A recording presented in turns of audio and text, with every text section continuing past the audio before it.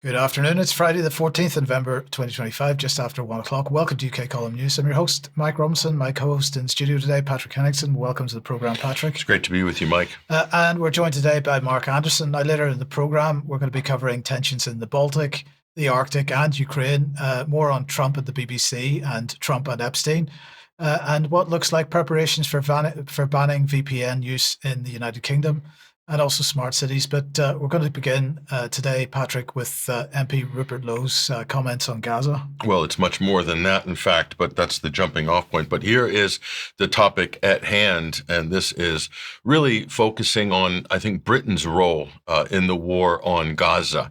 And so we'll get into this. And this was a comment which was posted on X by the British politician Rupert Lowe. We'll bring this up on screen here. This is what he had to say. And this is interesting where this story goes. He is saying, Rupert Lowe MP, I want to know how many Gazans, he doesn't say Palestinians here, he says Gazan migrants are being treated on the NHS and at what cost. How many British people have been pushed aside? What number of Gazans, dependents, have come to? In other words, family members that have come with children to be treated, as we'll show. How many have already claimed asylum? Not a single Gazan migrant should be allowed on British soil. I mean, it's quite a statement, isn't it, Mike? I mean, Not Palestinian. No, Palestinian. I mean, it's from a British politician. So a lot of aggression here. And where's the empathy with the injured? Well, we'll get to that in a moment. So we did a little digging on this, and this is the government's official position on this here. And we'll bring this up on screen. This is from UK.gov, or the government website. First group of Gazan children arrive for specialist NHS treatment. Now, this is from September, so it's very recent. By the way, many children have come already and have been treated privately, and that's been organized through a charity that deals with this sort of thing. But we'll bring this back up on screen. And this is what they say. The healthcare situation in Gaza remains incredibly difficult, with many unable to access even basic levels of care, and increased difficulties of those who require specialist treatment and support. And so this brings us to the policy here. Where did this come from? Where did this government directive come from? Bring the sick and injured home. And this basically is the result of a cross-party effort here, a cross-party group of 96 MPs and senior ministers who wrote to the government urging it to bring sick and injured children from Gaza to the UK, quote, without delay, for treatment. Children at the risk of imminent death. Any barriers to their evacuation should be lifted. Okay, very specific. It's a cross-party effort on this. So let's look at what the labor ministers are saying on this issue.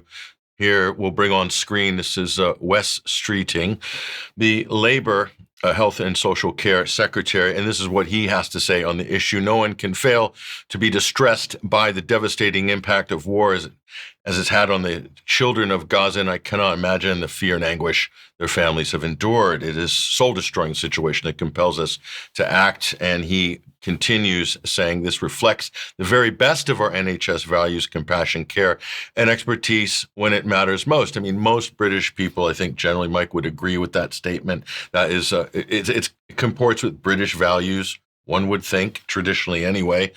So that's what Streeting says. And here is Yvette Cooper. She is the Foreign Secretary, and she says, we continue to call for the protection of medical infrastructure and healthcare workers in Gaza for a huge increase in medicines and supplies to be allowed in.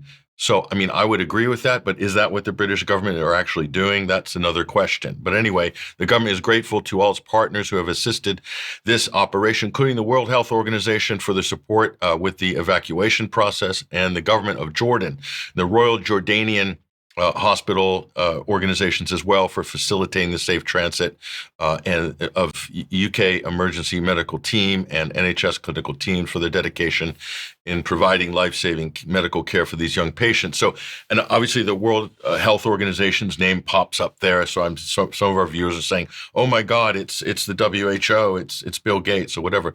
The World Health Organization is the intermediary that deals with the visas the logistics and the transport. And so before you pass judgment, I would say if this was your children that was trapped in Gaza and needed to get life-saving care in the UK, and the World Health Organization was providing the intermediary assistance, would you say no on the basis of you don't like Bill Gates? I'm just throwing that out to the chat box, trying to preempt some of the lewd comments that are likely to arrive to land in our chat box as a result. But so I agree with all these, Mike. I agree with Wes Streeting and Yvette Cooper. In principle, what they're saying is correct. But is that the British government's actual position? These are good words, right? And we can agree with them. But what is the British government actually doing? The hospitals have been bombed. 40-something hospitals and healthcare facilities have been destroyed. Doctors have been murdered and tortured. Okay, British volunteers are also included in that, and healthcare and people, aid workers killed by the IDF. British aid workers killed by the IDF. So, what's the British role in all of this? Are they somehow involved in the actual providing of weapons, for example? Providing of weapons, intelligence, assistance. Well, let's look at this here. And this is the problem, Mike. And this is from Declassified UK this week. British military made at least 49 trips to Israel during the Gaza war, which is ongoing. Okay, let's look at who made those visits, the number of visits. This is what they've uncovered, 4 times higher than what was previously disclosed. They only disclosed 12 visits by senior officials, including Admiral Sir Tony Radakin, General Sir James Hokenhall, and Air Chief Marshal Sir Richard Knighton. Okay, those officials have gone back and forth to Israel along with others, and we can't leave out, of course, this man, Labor Defense Secretary John Healey, also traveled to Israel during the war, meeting his counterpart, Yoav Gallant, months before he was indicted by the International Criminal Court for alleged war crimes. Okay, so John Healey, what were the British rank and file, Mike, doing in Israel? But I guess what? It's like this colonial inspection of the genocide.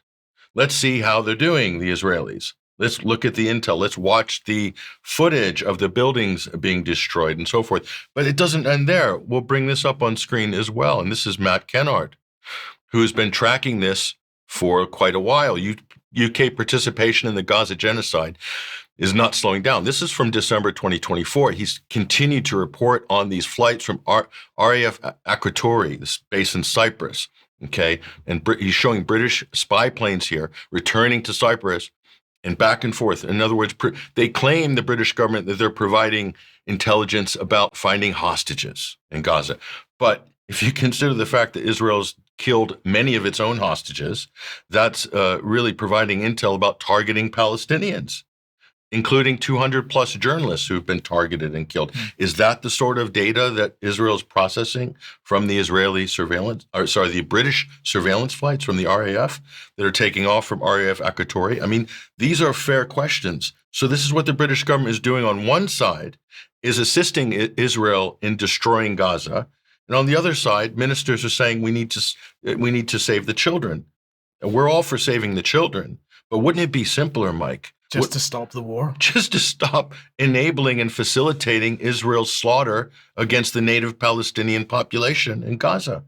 I don't know. To me, it's not a difficult one. But let's see what does the Prime Minister have to say about all this? Well, let's bring this up on screen. The Prime Minister has to say this: Israel has a right to defend itself. That is the party line. And no matter what's going on in Gaza, Keir Starmer maintains that stern line. Israel has a right to defend itself, even if it means the total desolation. Look at the background images here. Everything's just been desolated. No one's seen annihilation like this in modern times. And that's Keir Starmer's position. Israel has a right to defend itself. Israel has a right to defend itself. So, I'm just making the argument, Mike, that I support the rhetoric of the ministers on this issue, but I do not see it being backed up by actual policy. And in terms of dealing with the cause of the problem, that's where the disconnect is. Yes, indeed. Well, this is an ongoing issue. People are dying. Rupert Lowe, by the way, was asking Prime Minister's questions on Wednesday. Should the death penalty be brought back for all the domestic and immigrant criminals that are causing, severe problems in the UK? He did that more or less on the day that, or at least in parallel with the same kind, an effort in Israel to bring the death penalty back there. I just find that quite interesting. Clearly, from the language that he's using, calling them Gazans and not Palestinians, we sort of see what side of this argument he's on. Well, if there's any doubt. If the press or politicians use the word Gazans, okay, this is a way of delegitimizing and dehumanizing Palestinians. Definitely a way of delegitimizing their identity for the Palestinian nation, which has been recognized by almost every country in the world, bar a few. Even Britain has recognized officially a Palestinian state. So where is Rupert Lowe coming from on this? It just seems a bit mendacious and a bit too pro-Zionist or pro-Israeli in the absolute extreme. Yes. And this is extremism we're talking about. Make no mistake about it. Okay, well, NATO, in the meantime, has announced that the United States Air Force B-52 Stratofortress bombers from Barksdale Air Force Base, Louisiana, have arrived in Moron Air Force Base in Spain. That happened on the 8th of November this year. This is to begin multilateral training under Bomber Task Force Europe. And the quote is that the deployment strengthens coordination, cohesion with allied and partner air forces, including Finland, Lithuania, and Sweden. And they say that operating from Moron, the aircraft will fly training missions across Europe, supporting deterrence and defense operations along NATO's eastern flank and the High North. Missions in northern regions are starting to integrate under NATO's new Combined Air Operations Centre, which is based in Norway, which was inaugurated in October 2025. The new command node enhances, they say, NATO's ability to oversee and coordinate air operations across the Nordic and Arctic regions, complementing existing places in Germany and in Spain. So what's this all about? Well, the Arctic is certainly part of it, and particularly following the much non-reported inaugural voyage of a container ship along the Arctic Silk Road, which arrived in Felixstowe in the UK on the 14th of October. So clearly, that is an ongoing pressure point as far as NATO is concerned. But it's also about the Baltic and Russian shipping. We had the annual Operation Baltops exercises a few months ago. And this week, it was the turn of NATO's Playbook Merlin 2025, hosted by Sweden and led by NATO's Allied Maritime Command. Now, Playbook Merlin 25 brings together what they describe as cutting-edge tactics, technology, and teamwork. This is really exciting language, isn't it? Teamwork, like maybe team up to blow up pipelines or something like that. We may be coming on to that in a second, but anyway, this was an anti-submarine warfare exercise in the Baltic Sea, and it included Germany, Sweden, United States, France, the Netherlands, and at least one B-52, which is, as we've just mentioned, is now based in Spain, flew a mission into the Baltic region alongside Playbook Merlin. At one point, that B-52 was over Estonia, having flown over southern Sweden and Finland, practicing simulated bombing runs with Swedish and Finnish fighter jets. It is reported to have flown within 50 miles of the Russian border. And, it's a pretty clear provocation. What are they hoping to achieve by that? I mean, besides the flex, operationally, do they really think that's a viable actual operation? They're just poking the bear is all they're attempting to do here. Yeah, it's just a provocation. So. Now, Military Watch Online magazine reported on the 10th of November that Britain's armed forces are in Estonia practicing military exercises to capture and board Russian ships, as well as to prepare amphibious landings on Russian coastal facilities should, quote, hostilities further escalate. They say the British Armed Forces have deployed Royal Marine Special Forces from the 42 and 47 Commando units as part of a Special Operations Maritime Task Group to simulate covert boarding operations against enemy ships, coastal raids, and the seizure of oil rigs. Exercises are taking place in the eastern Baltic Sea, close to the Ukrainian theatre, where Royal Marines have also been involved in open hostilities with Russian forces, they say. Exercises saw the Marines rehearse rapid interdiction and coastal raiding in coordination with the British Army's 3rd Ranger Battalion, and under which they deployed to capture ships and oil installations and so on. So, I mean, this is also absolutely nuts. Well, it's about interdicting. It's what Starmer said. We need to stop Russia's shadow fleet. We can't allow Russia to, transport energy or do trade in the Baltic. I mean, this is the prelude to absolute war. The wars have been started over this very behavior, over these very policies. They're really playing with fire here. And I wonder, what is the end game other than World War III? I mean, because that's where this type of thing leads. And is this what the British government want? Is this what NATO wants? Is that what Brussels wants? Is that what Finland wants? It's how it looks. Sweden? It's absolutely how it looks. It's crazy that the frontline countries like Sweden and Finland, new NATO members that were basically coerced into NATO under a whole lot of hype and hysteria in April and May of 2022. And these were previously neutral countries. And now the West, of course, are using Sweden and Finland as a cudgel against Russia, in the same way they've been using Ukraine against Russia as well.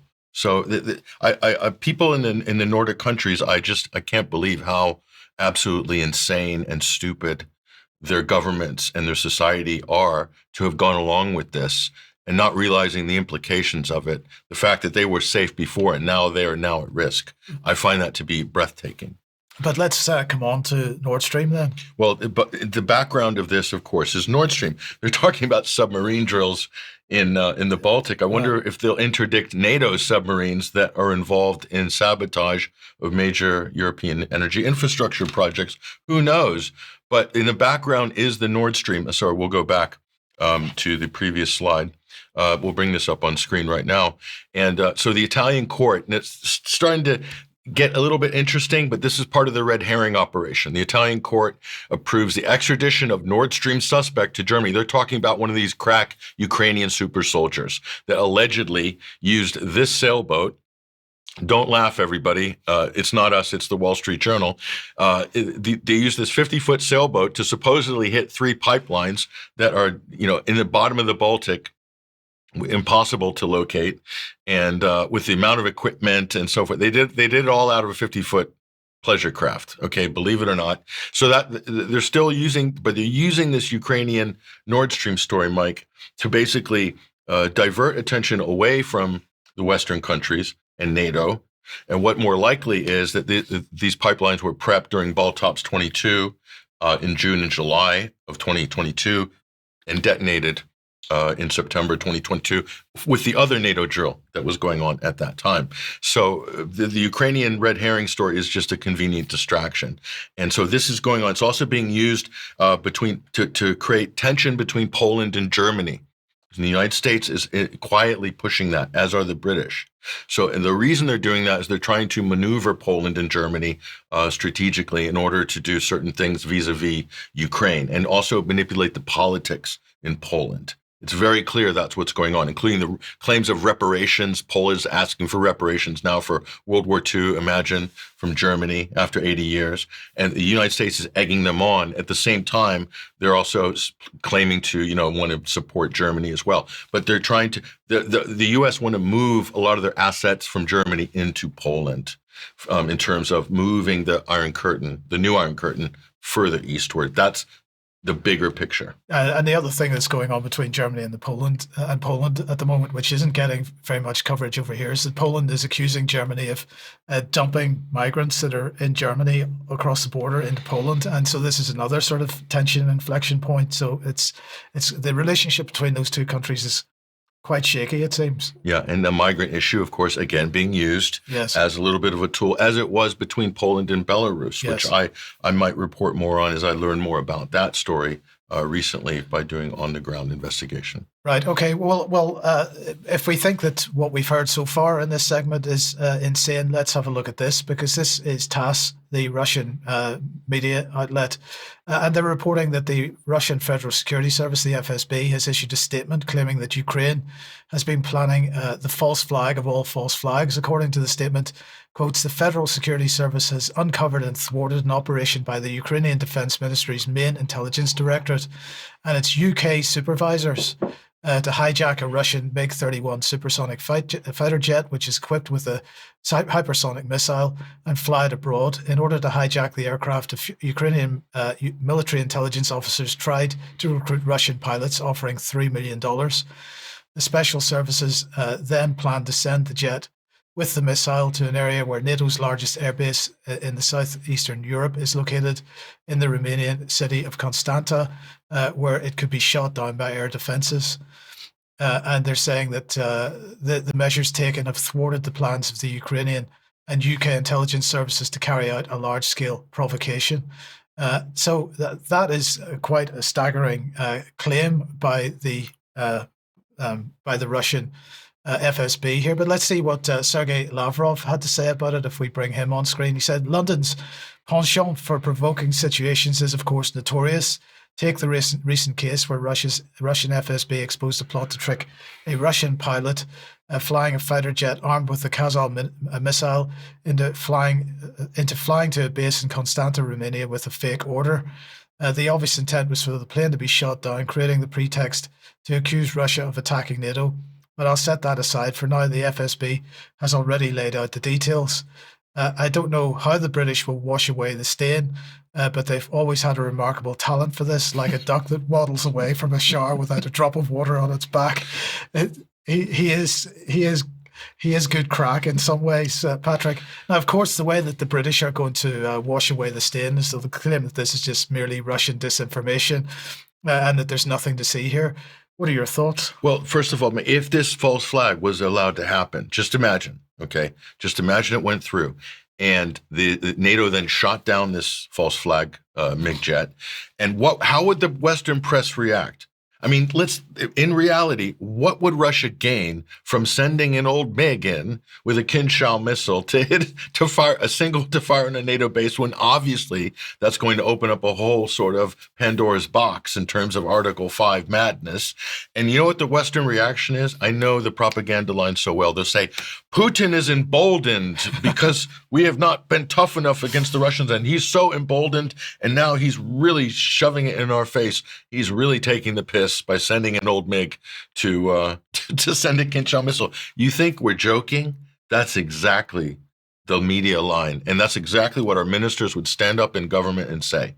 They'd say it's because we haven't been tough enough on these Russians, and now they're emboldened. They're sending dilapidated aircraft in to hit our biggest NATO bases. I mean, this is just insane.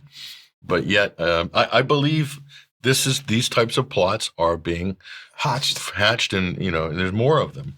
Okay, well, let's then move to the question of the Caribbean. And the question is, well, first of all, the question is, where is the USS Gerald R. Ford? Because it may be there, or it may be actually in the Atlantic somewhere. It's not really clear. But the other question is, why has Britain stopped sharing some intelligence with the United States on drug trafficking activities in the region? Now, the New York Times here is saying it's because Britain doesn't want to be complicit in US military strikes on the drug boats because Britain believes the attacks are illegal. I'm just going to say, Britain worried about that at any time in the past. They haven't worried too much about getting involved in illegal operations with the United States before, have they? And we're sure there's no British assets on the ground in Central America running around the jungles posing as nature photographers and things like that. I'm sure that's not happening. I'm sure it's not happening at all. But look, none of this is stopping Secretary of War Pete Hegseth, who's announced Southern Spear. And I wonder, will Gerald Ford be part of this? It's clear, at least to me, that the US is wrapping things up here. And on Wednesday then, speaking in Indiana, Hegseth had this to say. So let's have a look at this video clip.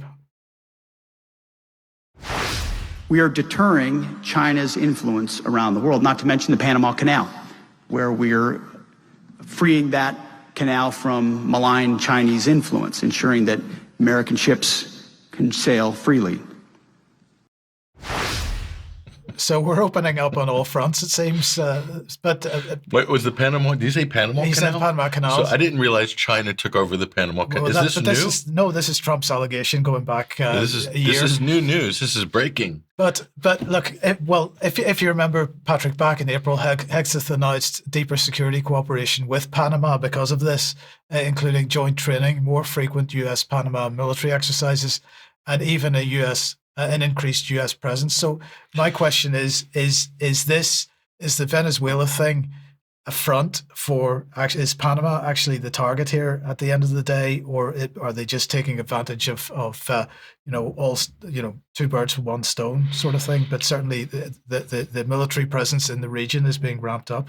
That said, there could be some credence to Pete Hegseth's allegations there, because we have detected a high, sharp increase of Chinese takeaway restaurants in Panama City just in the last 24 months. So there might be some legs to this. But all jokes aside, Mike, you're absolutely correct. Geopolitically, those are the big choke points. Yes. It's not just the Panama Canal, but the other competing canals through the massive lake in Nicaragua.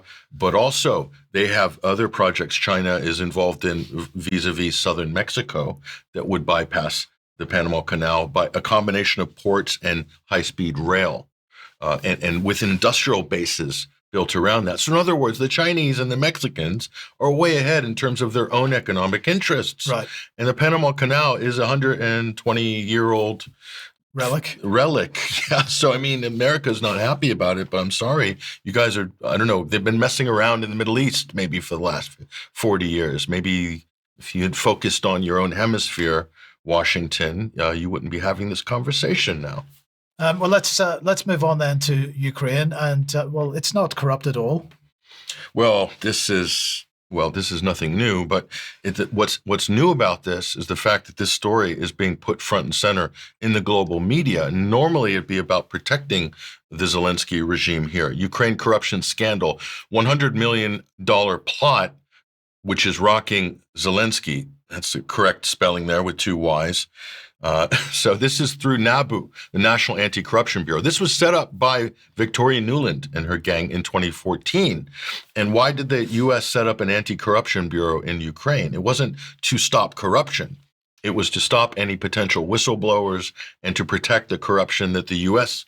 was favoring. And if you think about what Joe Biden got up to throughout his tenure as vice president, then you understand why NABU was put into place. So the fact that this scandal is being highlighted and put out by NABU, which is a pretrial investigation unit, tells me, and the fact that it hits Zelensky's inner circle, which we'll show you in a minute, that this is bad news for Zelensky, really bad news. It means the U.S. have taken the protection off of Zelensky. Let's take a closer look at this scandal here.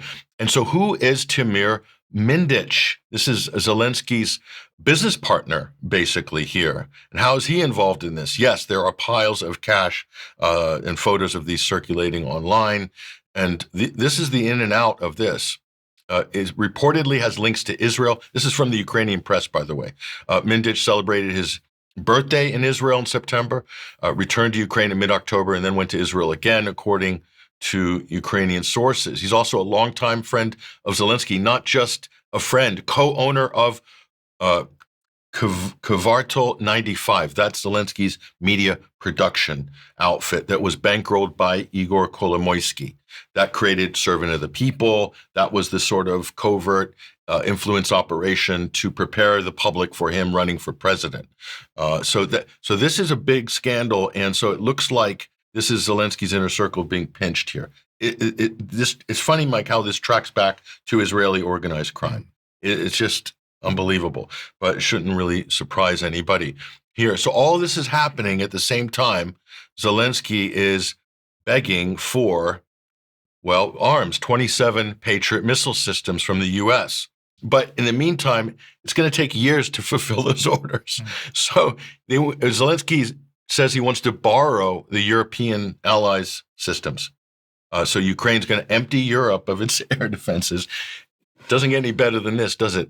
And so this is what he said to The Guardian recently here. So from a UK perspective, why would you be pouring money into Ukraine? And Keir Starmer says, we're standing shoulder to shoulder with Zelensky. We're going to keep, I think they just okayed another big Christmas aid package for Ukraine here. Let's look at the total spend, though, from the UK government.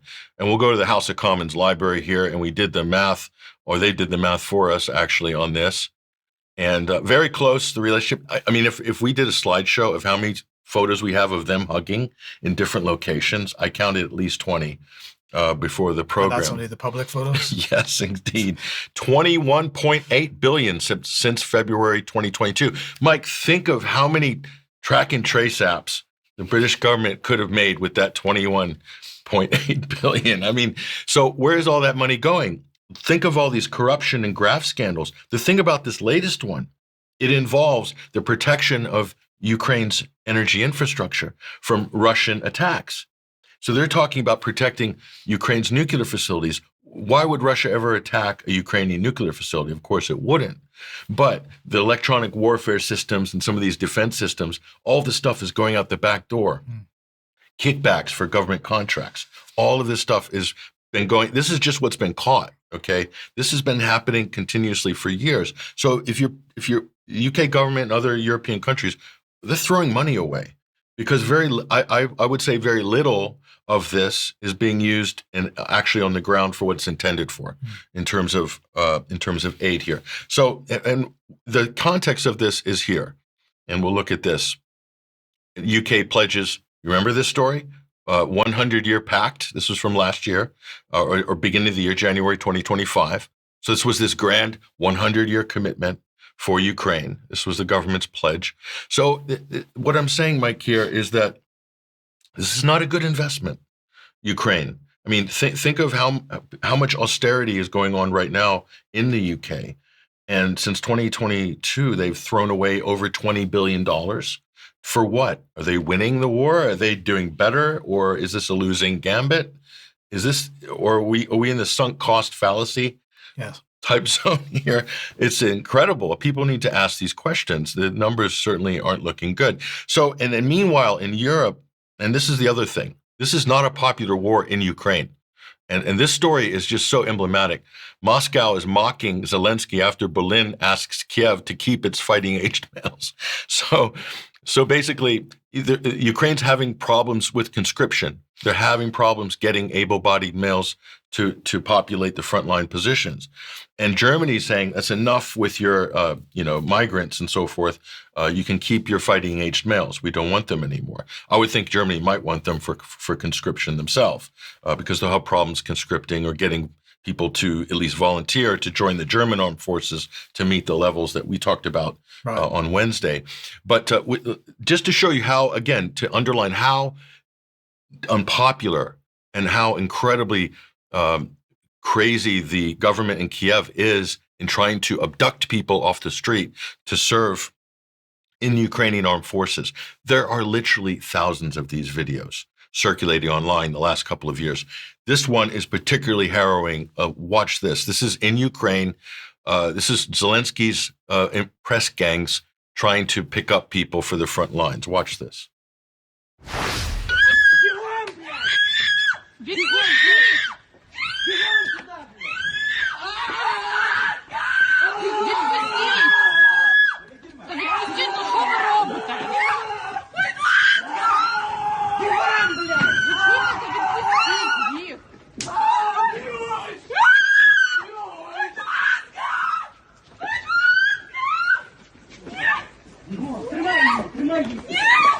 Та не трогайте його! Так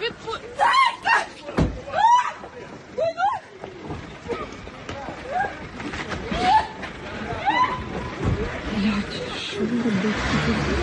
Це просто робити.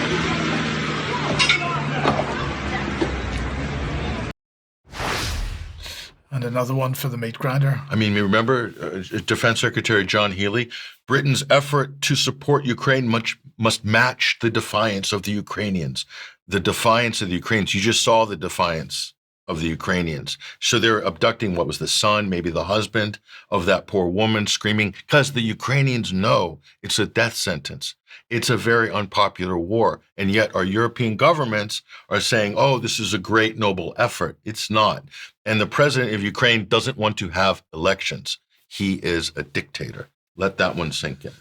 Yes. Okay. Let's move on then. And well, as we can see from NBC News here, their headline is Jeffrey Epstein wrote Trump, knew about the girls, and referenced Mar-a-Lago in newly released emails. Mark, let me welcome you to the program and just bring us up to date with what has happened yesterday in particular. Yeah, I like to say this just in, and that applies this time. Good day, gentlemen, and UK viewers and members. Over the last 48 hours, the U.S. House Committee on Oversight has been the main source of a tranche of correspondence raising questions about Trump and Epstein's relationship. This is according to the Democratic side on the left part of the slide, the Democratic members of that House Oversight Committee. And they're talking about Trump's apparent or alleged knowledge of Epstein's crimes and relationship to the victims. The other slide to the right, the other item to the right of this slide is a more general House Oversight Committee release. Oversight Committee releases additional Epstein estate documents. This has to do with lawyers and the estate of the late Jeffrey Epstein. And so there's been a release in total of about 20,000 pages, they're saying. And the Democrats have released what they think are the more salacious items, select emails, and the Republicans have countered that the Democrats are cherry picking this, and Trump is maintaining that this is a conspiracy and a hoax, as he pretty much has always maintained. Some point to a couple of months ago when Ghislaine Maxwell, who's now in prison, spoke to, there was a recorded testimony to the Department of Justice, and she said that Trump really didn't have any direct involvement, and some people point to that. However, this latest release could change the landscape considerably. We'll know a lot more in the days, weeks, and even months ahead. Maybe we can talk about it more in extra. The BBC has noted that within hours, House Republicans released a massive tranche of documents to counter the Democratic effort to cherry pick this. In other words, the large amount of documents seems to be just sort of a deliberate avalanche of information to sort of water down what the Democrats are allegedly cherry picking, to what they're asserting that Trump was more involved with girls at Epstein's, a fantasy island, that sort of thing. So the history of this is also quite interesting. I'm looking back to American Free Press to refresh my memory on this in an article that I proofread sometime back in August. And a lot of this goes to the efforts of Representative Thomas Massie, arguably the biggest renegade in Congress and in the Republican Party, who's willing to speak out against the party line on a number of issues, especially a salacious and sensitive one like this. And Massie and a Democrat, Representative Ro Khanna of California, Massie, of course, is a Kentucky Republican, they held a press conference back in August, I believe it was, with many of the young victims of Epstein's sexual trafficking, and those victims spoke out. And Marjorie Taylor Greene, the Georgia Republican, who's also a bit of a rebel, was alongside Massie at that time. And they stood with the victims, and the victims spoke out and gave what looked to be convincing testimony about their harrowing experiences with the Epstein sex trafficking racket. And so it's an interesting thing. Massie blasted at the time's House Speaker Mike Johnson, who has tried to resist this avalanche of information. And what Massie said at the time about House Speaker Johnson was as follows: what the speaker is asking you to believe when this is all over is that Epstein and Maxwell have 1,000 victims themselves and nobody else was involved. And the DOJ has no idea who else might have been involved in that sex trafficking ring. That's obviously false. And then there was also talk at that press conference about alleged victims that mysteriously died that maybe knew considerable information about what was really going on in Epstein's venue.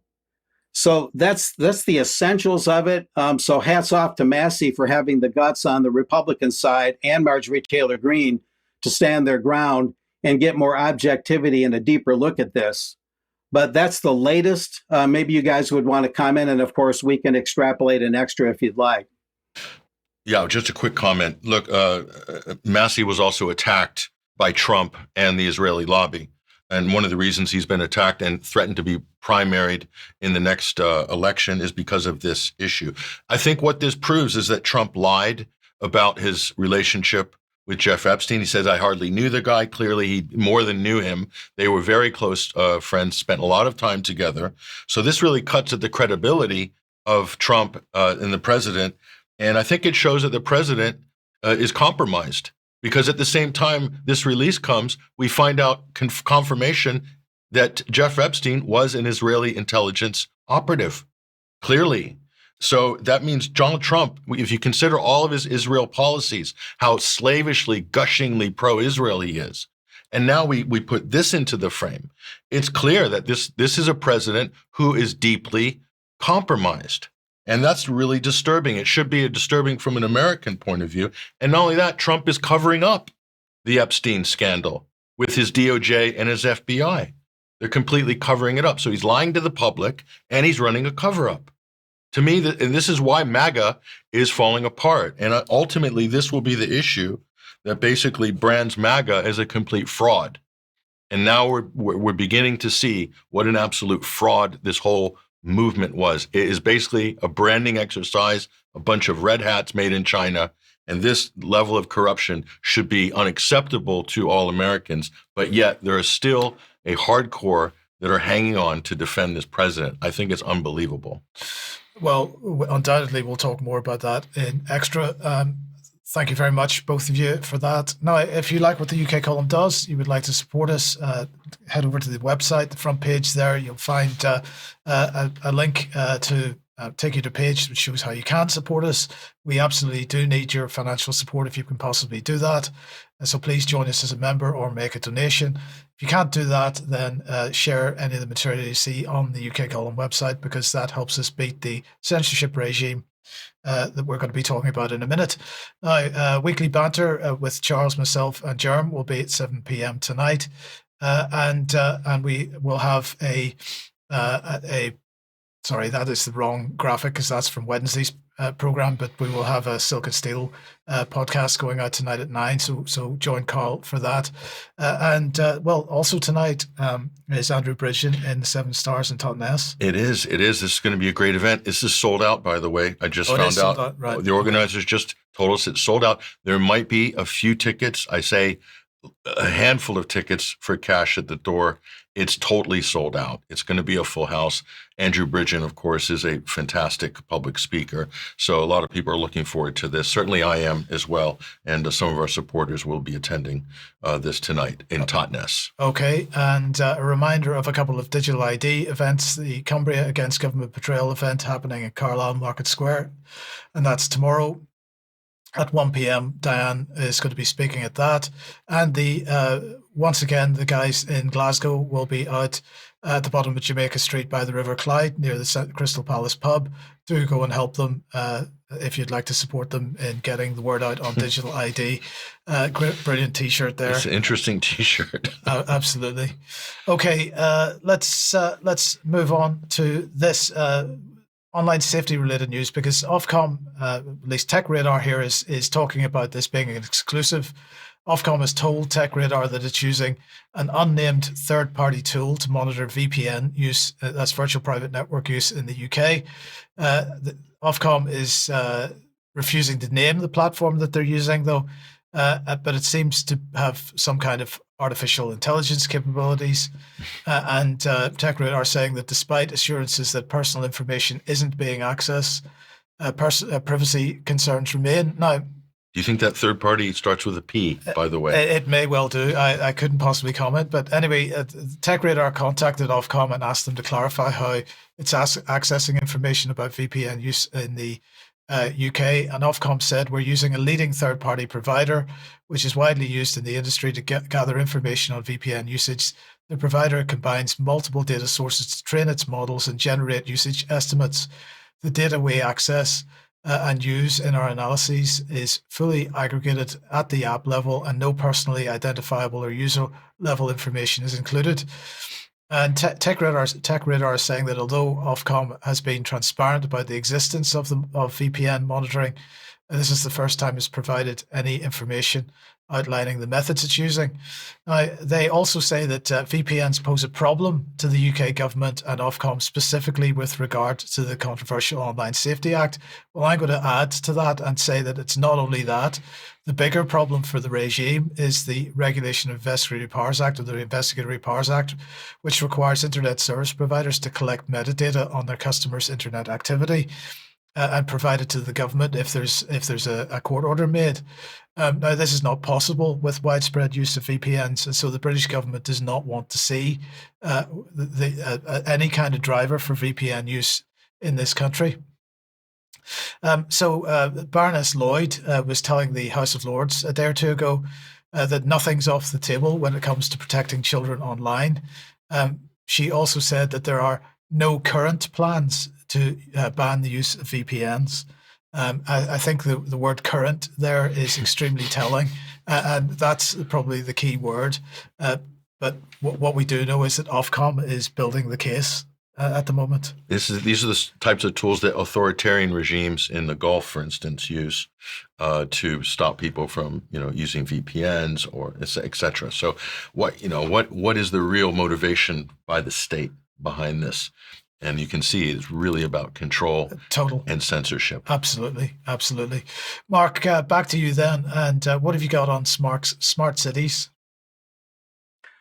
Well, as you may recall, gentlemen, I reported in advance on smart cities in one of two reports I did in the UK column studio during my recent visit for the On Location event in York.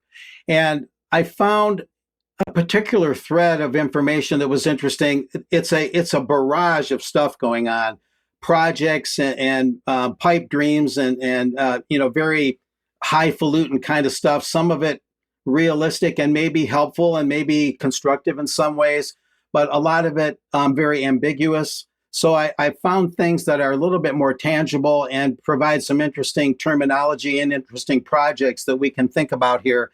On this first slide, it gets into the basics of it, making urban government open, participatory, and accountable. Well, that's questionable. Advancing smart city developments while pushing the boundaries of technology and handling the double-edged sword of data collection, which has to do with security, online security, things like that, requires a careful and deliberate equilibrium involving good governance and cooperation, as well as new partnerships, business models. What are the tools local governments can use to enable products and services with a comprehensive approach to, emphasis again, data governance and privacy concerns? Data governance is significant here. Let's move on and I'll explain. Key Smart City Expo planks. The whole event is Smart City Expo, Chris. That's the full name of it.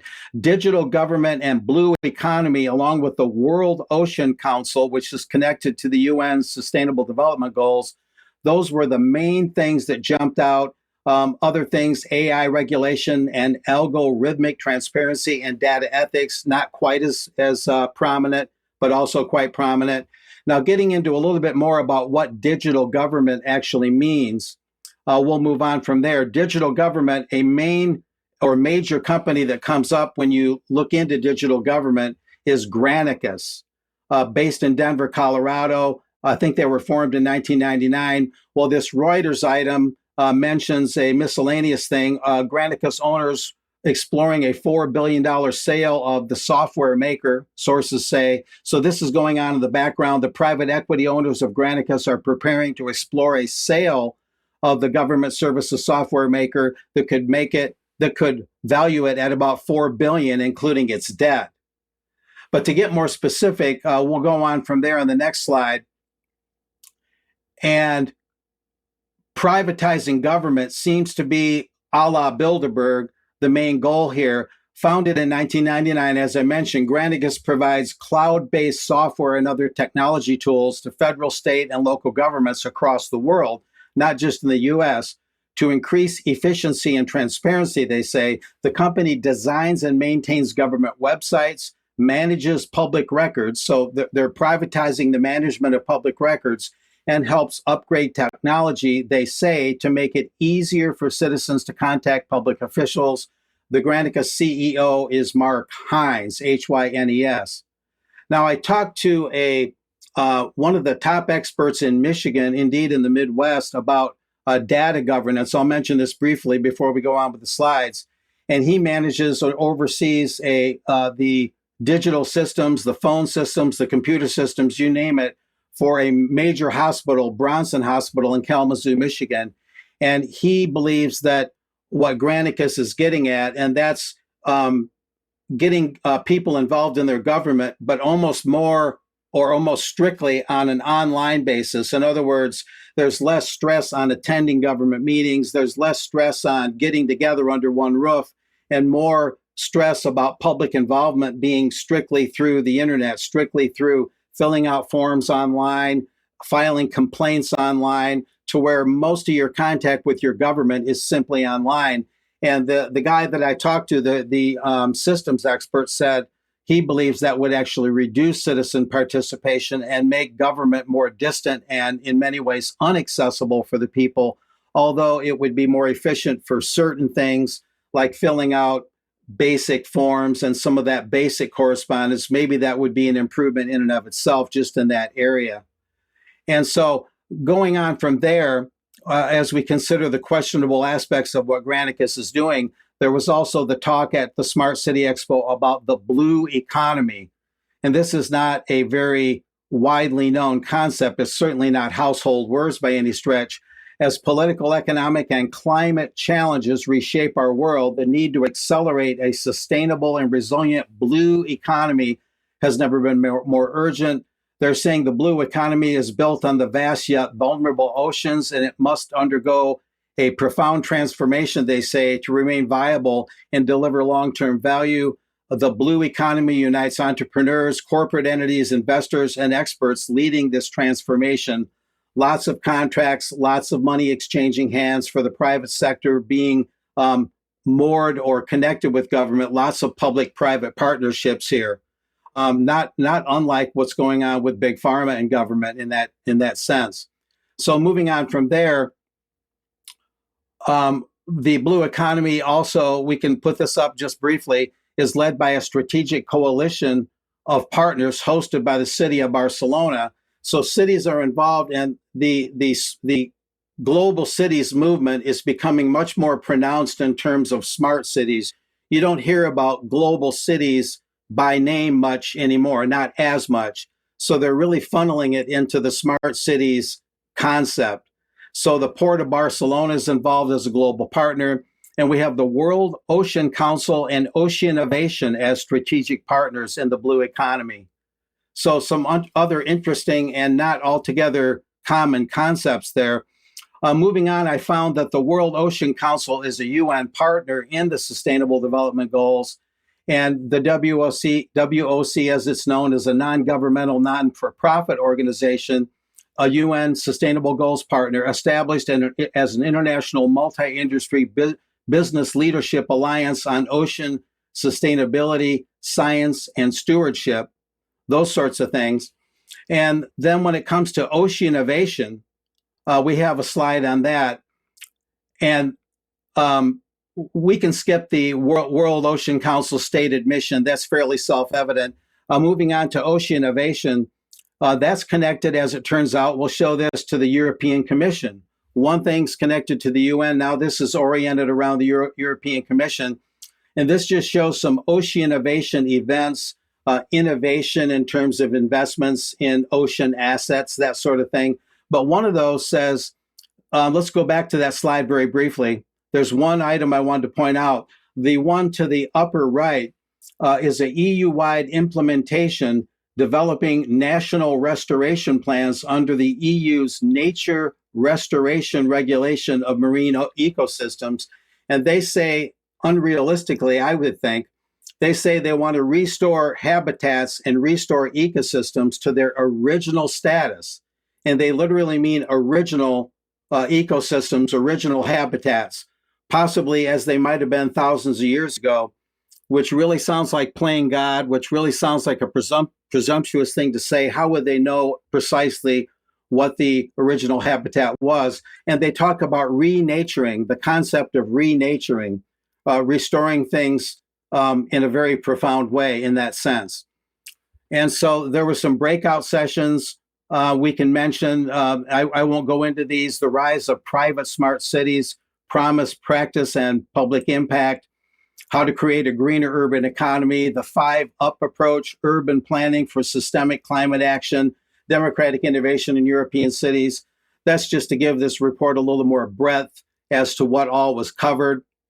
And I believe I have one more slide that shows a Norman Rockwell a piece, the artwork of the well-known American artist Norman Rockwell out of his Four Freedoms, and the town hall meeting, the concept where people get together under one roof to influence their government, to have their say, where the citizens can hear what each other has to say.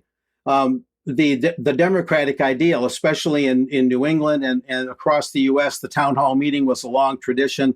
That seems to be getting buried under this Granicus concept that your only relationship with your government will be a digital one, digital government.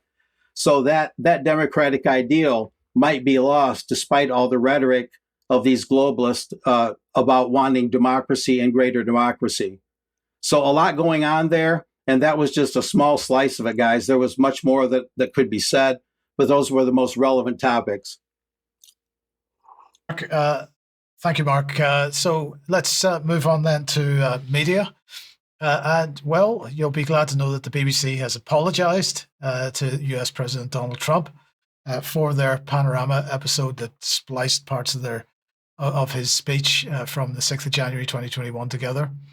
But the BBC says that they have rejected his demands for compensation. So he was basically saying that he was going to sue them for $1 billion unless they provided a retraction, apologized, and gave him compensation. He didn't specify how much compensation. Oh, so this would be an out-of-court settlement. An out-of-court settlement, yeah. Interesting. So the BBC said that the edit had given the mistaken impression that President Trump had made a direct call for violent action, and they said that they would not show the 2024 program again. That's very interesting. What about the 2021 Newsnight program? Because people were talking about that yesterday, as we're going to come on to in a second. And the people that were talking about were suggesting that the 2021 edit was even worse. But anyway, as I say, lawyers for Trump had threatened to sue the BBC for $1 billion. Well, Lisa Nandy, of course, was sent to Parliament or sent to the media this morning to sort of justify everything that's going on. And she said that she's confident that the BBC is gripping this with the seriousness that it demands. Do you think that's likely? Well, geez, I don't know. With the meddling in the U.S. Political system, the BBC was caught doing. So, yeah, I mean, I can recommend the BBC to call Alex Jones's lawyers if they need some help, some Spartan legal assistance. Yeah, well, look, it's the Telegraph which has been leading the charge against the BBC, as we were discussing on Monday and on Wednesday. The Telegraph seems to be financially stable at the moment, with 842,000 digital subscribers in December 2024. Digital subscriptions were up 11% in a year. That's perhaps disappointing news, but anyway, that's the situation. But they've been trying to sell themselves. I don't mean sell themselves as a PR exercise. I mean literally sell the business now for something like 2 years. Flog it. Yes, yeah. Flog it, yeah. Because the Telegraph has been in limbo for the last couple of years.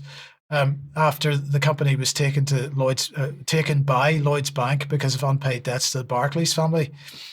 So in November 2023, the Abu Dhabi state-backed investment group Redbird IMI took control of Telegraph Media Group after agreeing a deal to pay off £1.2 billion in Barclay family debts. The UK government then issued preemptive orders restricting any transfer of ownership or changes to the Telegraph's board, or no changes to key staff or to management responsibilities, and so on. So the Redbird IMI deal was stopped in March of 2024 when the government announced plans to prevent any foreign government-backed entities owning more than 15% of UK newspapers and magazines. So in May this year, Redbird announced a new bid within which the Abu Dhabi money was limited to 15%, because that was what they were basically told by the government that they should do. And that's where the situation lies. It's been stalled for a long time now. Redbird's Jerry Cardinal, who is the head of Redbird, made a public plea just a few days ago, asking the begging the Starmer regime, in fact, to just get out of the way because this deal needs to be done. But unfortunately, as The Guardian is reporting here, the independent directors of the Telegraph who are there while this process continues, while the sale process continues, they've reported to the government alleged comments made by Cardinal to Telegraph editor Chris Evans that are in breach of the rules protecting editorial independence. So what we're seeing here, aside from any other motivations as discussed in Wednesday's programs, are two of the biggest media organizations in the UK fighting with themselves effectively over who's going to control them. So the BBC's in a fight over the Royal Charter and the licence fee. The Telegraph's in a fight over ownership and editorial independence. And so the question is, where does this end? Well, I find it incredible. It's not just that, Mike. The Telegraph is attacking the BBC and provoking them over the license, right, the upcoming review of the license fee. So it's a bit rich considering, they're supposed to be a Tory-aligned, Britain First media outlet, but they're basically bankrolled with Arab money. So I think that's funny. Like, why are these outlets skint in the first place? It's because they've lost huge shares of audience and huge shares of advertising because what they've been putting out is absolute tripe for years. That's why people have fled the mainstream media, and now they have to go and beg to the Arabs or beg to whatever other despotic regimes internationally, or to the Americans who have also sought to buy in and take over through proxies, by the way.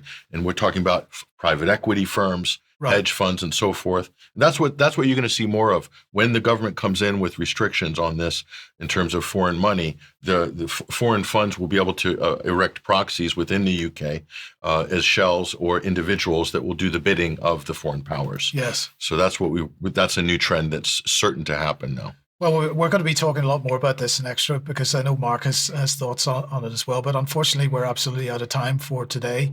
We're going to leave it there. If you are a UK Column member, stay on the live stream for UK Column News Extra. We'll be back in a few minutes.